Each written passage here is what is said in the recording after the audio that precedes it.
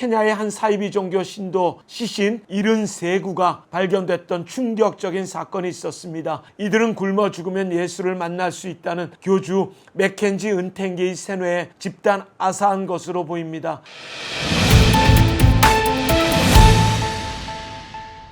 안녕하세요. 현대종교TV의 탁지원 소장 세 번째 이단 뉴스로 여러분들을 기쁘게 만나 뵙습니다. 자, 오늘은 지난번에 인도 국외에도 한국의 이단 문제가 심각하다는 것 말씀드린 것 여러분들 기억하고 계시죠? 오늘은 이어서 아프리카 케냐의 사이비 종교 신도 집단 아사 사건, 아마 방송을 통해 뉴스를 통해 계속해서 들으셨을 겁니다. 이 내용을 조금 더 여러분들에게 설명드리면 좋을 것 같아서 준비를 했습니다. 케냐의 한 사이비 종교 신도 시신 73구가 발견됐던 충격적인 사건이 있었습니다. 이들은 굶어 죽으면 예수를 만날 수 있다는 교주 맥켄지 은퇴기의 세뇌에 집단 아사한 것으로 보입니다. 현지 경찰은 지난 4월 24일 동부 해안도시 말린디의 기쁜 소식 국제교회, 우리나라 구원파 기쁜 소식 선교회와는 다른 사이비 단체이지요. 기쁜 소식 국제교회 인근 숲에서 발굴된 시신은 65구이며 병원 이송 과정에서 숨진 8명을 포함해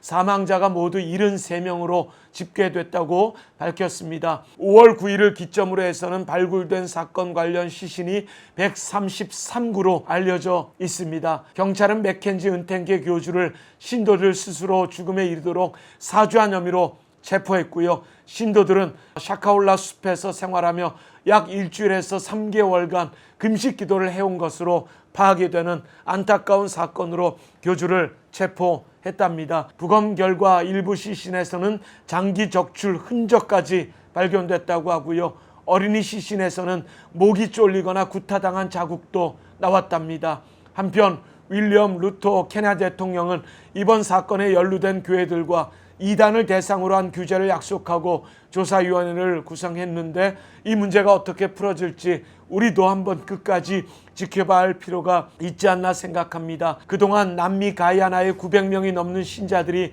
사망했던 사건과 우리나라에서도 100년 전 500명이 넘게 살해당한 백백교 사건 등 국내외 이단으로 인한 자살과 타살 사건은 오랜 시간 끊이지 않았기에 더는 이 같은 문제가 발생하지 않도록 종교계뿐 아니라 국가와 정부 차원에서의 예방 역시 필요합니다만 여전히 쉽지는 않습니다. 하지만 하나님께서 함께 해주시는 일이라고 믿으니 함께 지혜로운 방법을 공유하고 나눌 수 있도록 관심을 부탁드리겠습니다. 감사합니다.